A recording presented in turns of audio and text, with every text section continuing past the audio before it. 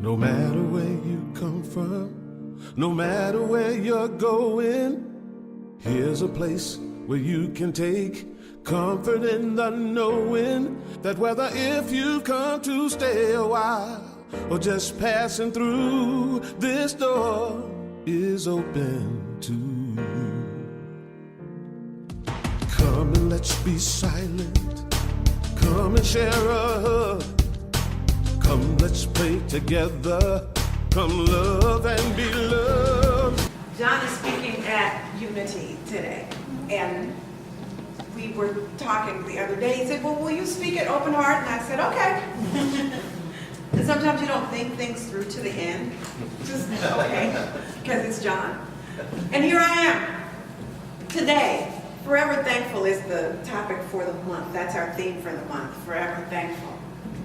I got to thinking about my life just in general. I sometimes feel like I lead a charmed life, honestly. There's so many wonderful things that happen to me. But then I thought about a time in life where I was in such a dark, dark place. This was before I found Open Heart. I was married to a man who was a drug addict, and I didn't know, because I'd never dealt with a drug addict, because I'm kind of flighty. I mean, I'm really.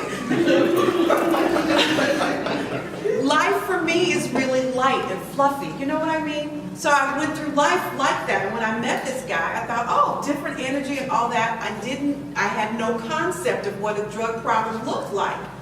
And the thing that I was asking for at that time was attention.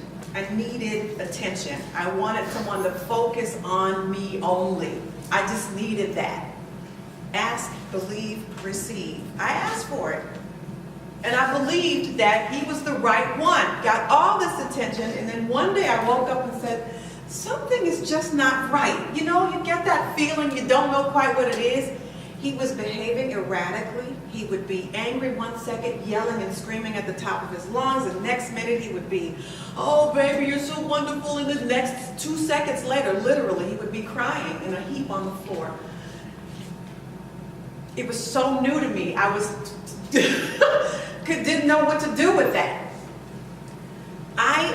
It was really, really, really a struggle, because I couldn't talk with anyone about it, because my family knew the flighty me. They know me. They know how life is light and airy and good for me. And they were thinking, well, what's wrong with you that you think something's wrong with this guy? You know, I would ask, I need help. I want to talk to her. I went to talk to my sister, one of my sisters, and she said, that's the best man. You know, what's wrong with you? You just need to pull it together. Okay. And I thought something was wrong with me. I was in such a dark, heavy place. I couldn't see my way out at all. What happens for me sometimes when I get to places like that, where it feels like a roadblock, I have to reach back and see where I've come from. It's like, okay, what got me here? I understood what got me there. The neediness. I was feeling I was a single mom with an amazing kid who was way too smart for her own good.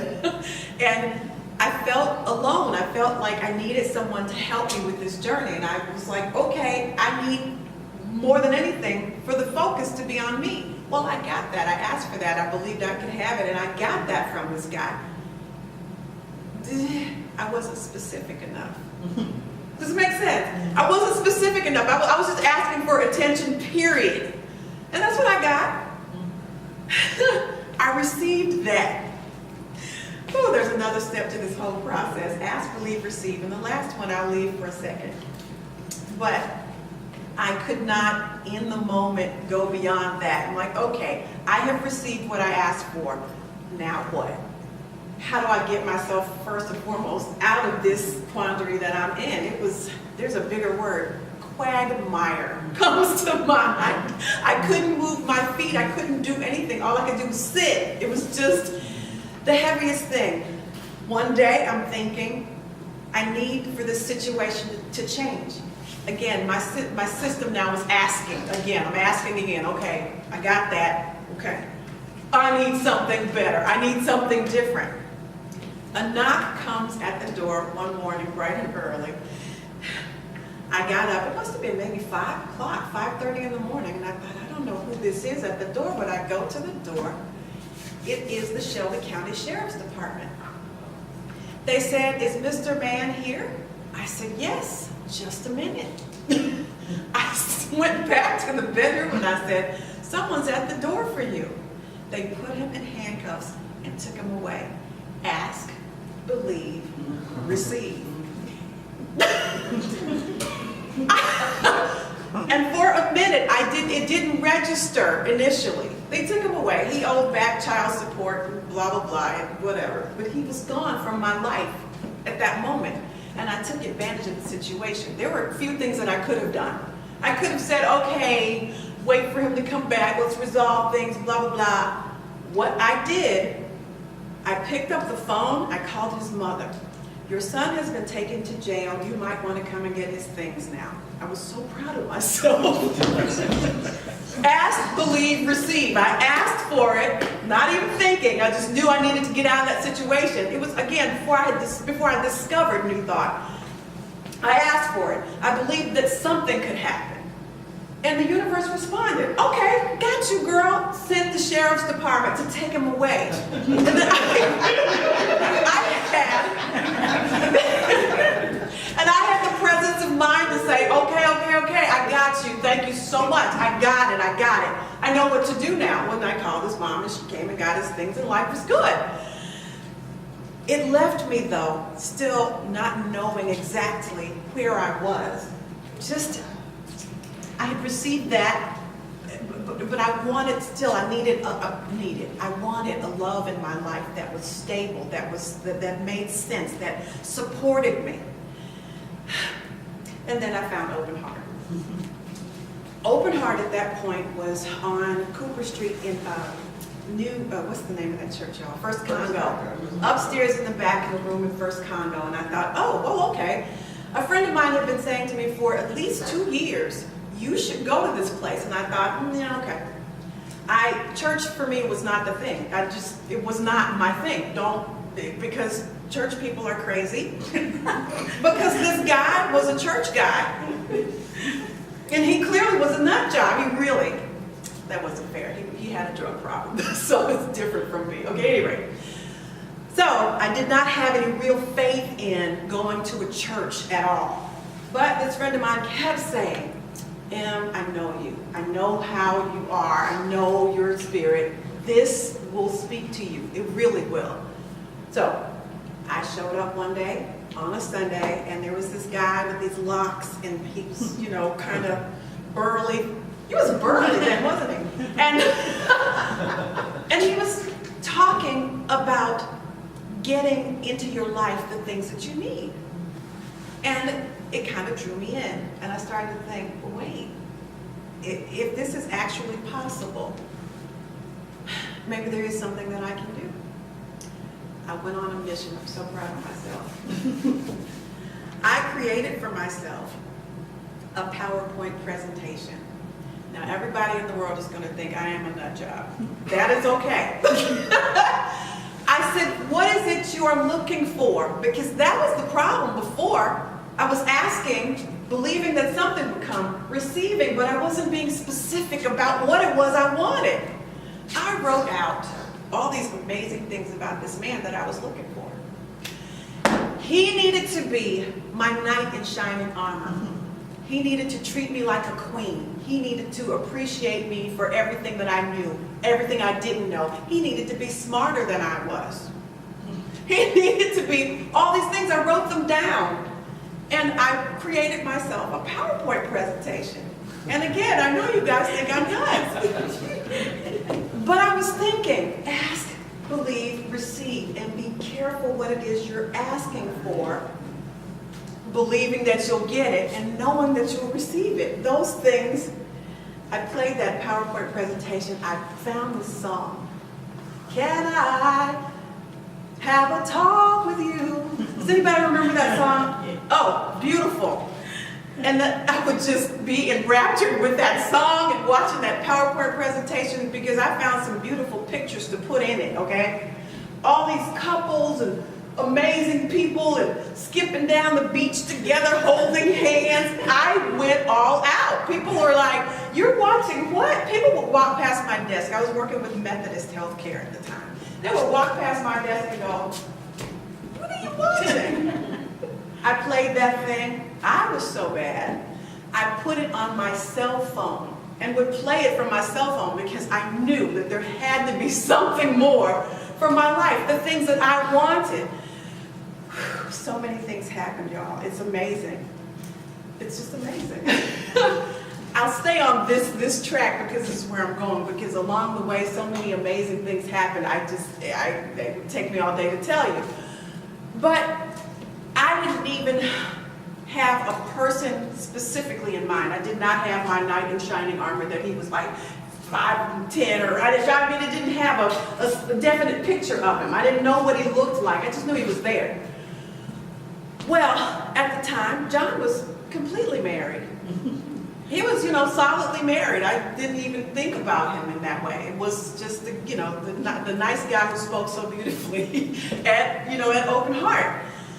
I would come and we went through training, the foundations training together, all that. He was running the classes and I was like, oh gosh, this guy's mind is so brilliant, it's amazing.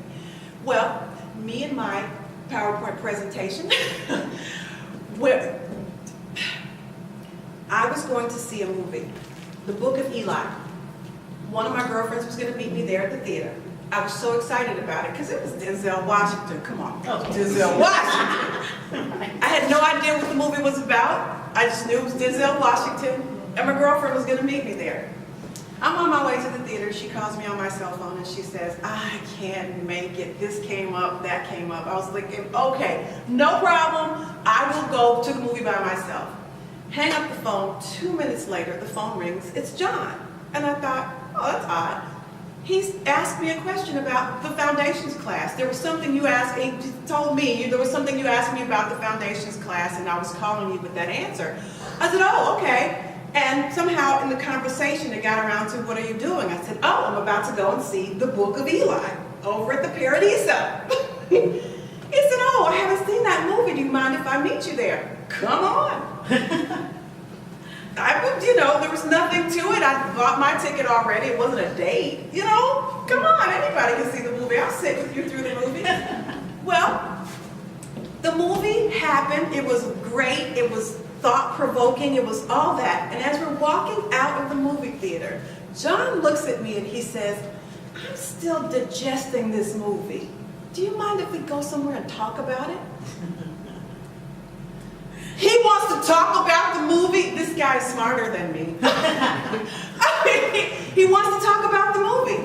Again, I'm not thinking anything more than that. I just thought, well, okay, cool. Let's go talk about the movie. We went to the Half Shell right there on what's that street? Mendenhall? Yes, went to the Half Shell. Sat down and started talking, and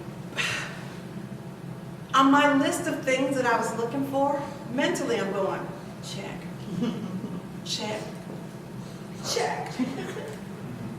So the good news about it was at that time he said very pointedly, I'm never going to get married again. I was like, oh, thank God.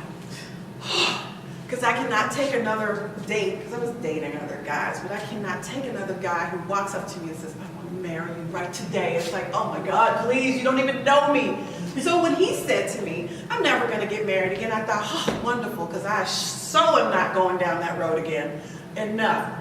If I was crazy enough to marry someone who was a drug addict and I didn't know it, I'm not good at that. That's not what I need to do. It's not my forte, okay? Let's just leave that alone. But the conversation was so enlightening. I thought, he's on the same page. One of the things in my list was, he gets me. And I thought, wow, this guy actually gets me. One conversation led to another conversation. Now, mind you, we stayed at the Half Shell for like 4 hours. After the movie, they were getting ready to close down. People were walking by going, are y'all leaving? So, one conversation led to another conversation, led to another conversation, and I'm watching my PowerPoint presentation one day and I thought, ask, believe, receive. receive it? The short story is, here we are today, all these years later, and we're married. But what I took time to do, after one of those dates, was I sat myself down and I was just grateful for the energy. I thought, this is wonderful. I'm okay. Whatever happens is going to be okay. Where am I? Grateful. Appreciating this energy from this person. Loving the whole feel of it being around me, all of that. I looked at my life at that point and how much it had blossomed just because I was in a good space. I was out of that crazy relationship. I was in a more solid place, just emotionally, physically, mentally. Everything was more solid.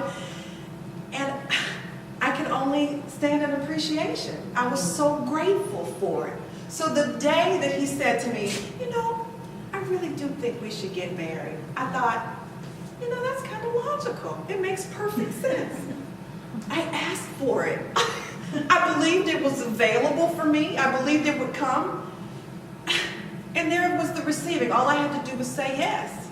And so I did. And ultimately, what it all comes back to for me is just being so forever grateful for the teachings that I've been learning. All of the wonderful things that have happened because of that. And I'm just thankful, forever, forever thankful.